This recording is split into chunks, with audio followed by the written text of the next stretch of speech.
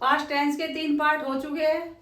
अगली क्लास आपकी past tense का 4th पार्ट, जिसमें हु वाले सेंटेंस होंगे कि हम WH फैमिली में किस हिसाब से सेंटेंस बनाते हैं और हु वाले सेंटेंस कैसे बनेंगे। तो WH फैमिली का हटा ही नहीं है। उसके बाद अगला पार्ट आपका 4th पार्ट हु वाले सेंटेंस के लिए। तो रूल यहाँ से सारे बदलेंगे, इसलिए हम सभी हटा देंगे।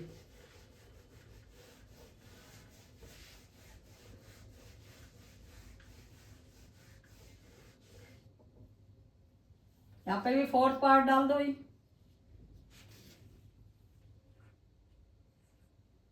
और हु वाले सेंटेंस। ठीक है, WH फैमिली रख दो, कोई दिक्कत नहीं, क्योंकि हु भी आता तो WH फैमिली में ही है। तो सेंटेंस क्या होंगे? Rules interrogative sentence who plus verb की सेकंड फॉर्म प्लस ऑब्जेक्ट, क्योंकि यहाँ पे सब्जेक्ट नहीं होता। ये भी छोटा ही सेंटेंस बनता है, हु प्लस वर्ब की सेकंड फॉर्म प्लस ऑब्जेक्ट। अगर हम नेगेटिव बनाए, इंटेरोगेटिव नेगेटिव सेंटेंस, तो who plus did plus note plus verb की फर्स्ट फॉर्म प्लस ऑब्जेक्ट, क्योंकि जब डिड आ जाएगा तो वर्ब की फर्स्ट फॉर्म होगी, ये याद रखना भी, क्योंकि बच्चे कर जाते हैं यहाँ पे गलती, यहाँ पे सेकंड, यहाँ भी सेकंड, तो पहले में फर्स्ट सेकंड आएगी, बाकी सब में फर्स्ट आएगी। सेंटेंस कौन स्कूल जाता है मीन्स कौन वाले सेंटेंस होंगे, इसमें सब्जेक्ट नहीं होता। वेयर वाले में ऑब्जेक्ट नहीं था, इसमें सब्जेक्ट नहीं होगा। कौन स्कूल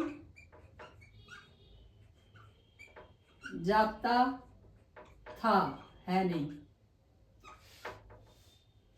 तो यहाँ पे आ जाएगा WH फैमिली हु, स्कूल का स्कूल, जाता का मेन वर्ब और था की आपकी helping verb.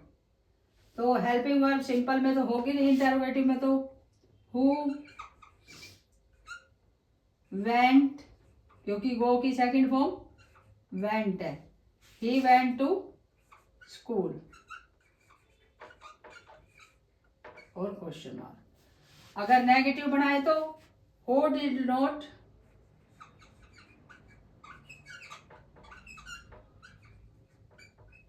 Go to school, go to school. और इस तरीके से सेंटेंस आपका कंप्लीट हो जाता हु वाले सेंटेंस। अगर हु वाले सेंटेंस आपको लिखने हैं तो लिखो। गांव में कौन रहता है, गांव में कौन रहता था, बच्चे कौन पढ़ाता था, बस कौन चलाता था, फोन कौन खरीदता था, पुस्तक कौन पढ़ता था। तो कोई भी ऐसे सेंटेंस हो सकते हैं। खाना कौन बनाता था, अगर इसी का सेंटेंस आप लोगों की खाना कौन बनाता था, अगर उसका आंसर दोगे तो सिंपल सेंटेंस हो जाएगा।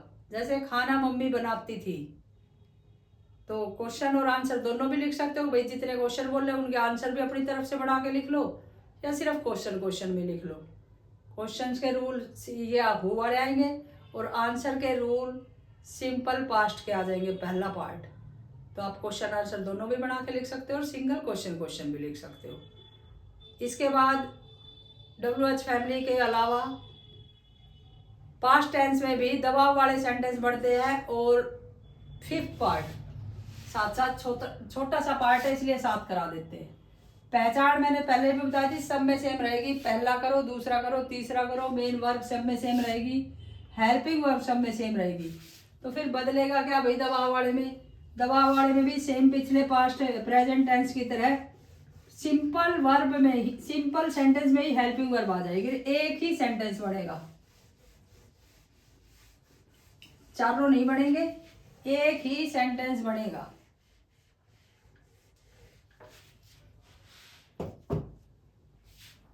दबाव वाले सेंटेंस बोलते हैं इनको, मतलब सेंटेंस के ऊपर प्रेशर बनाना,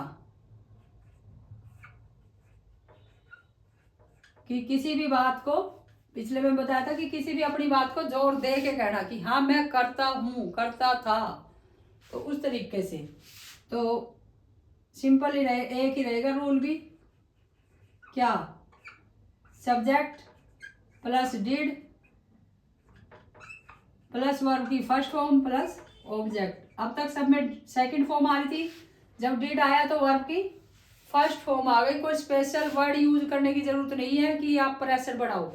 डिड का मतलब ये है कि उस सेंटेंस के ऊपर प्रेशर बढ़ाया गया। कैसे? वह मैं दूध पीता तो था, मैं दूध पीता तो था। तो भाई हमारी सीधी सिंपल हिंदी में तो का मतलब है जोर दे के कहा गया कि भाई मैं करता हूं ये। ठीक है। इंग्लिश में कैसे पता चलेगा? क्योंकि सिंपल में सब्जेक्ट वर्ब की सेकंड फॉर्म प्लस ऑब्जेक्ट आ रहा था। यहाँ क्या आ जाएगा? सब्जेक्ट सब्जेक्ट क्या आया? मैं, तो आई। हेल्पिंग वर्ब डिड, दूध ऑब्जेक्ट और पीता मेन वर्ब। तो पीने की क्या आएगी? टेक। मैंने पिछली बार बताया था ड्रिंक यूज नहीं करोगे। और टेक की सेकंड फॉर्म होती है टुक। टुक भी नहीं, सिर्फ simple first take. I did take milk,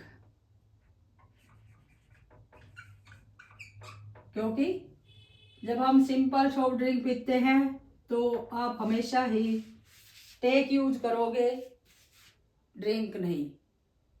तो ऐसे सेंटेंस दबाव वाले सेंटेंस माने जाते हैं। मैं पुस्तक पढ़ता तो था, वे क्रिकेट खेलते तो थे, मम्मी खाना बनाती तो थी, बच्चे खिलौने खरीदते तो थे। तो ये सभी सेंटेंस आपके किस में आएंगे?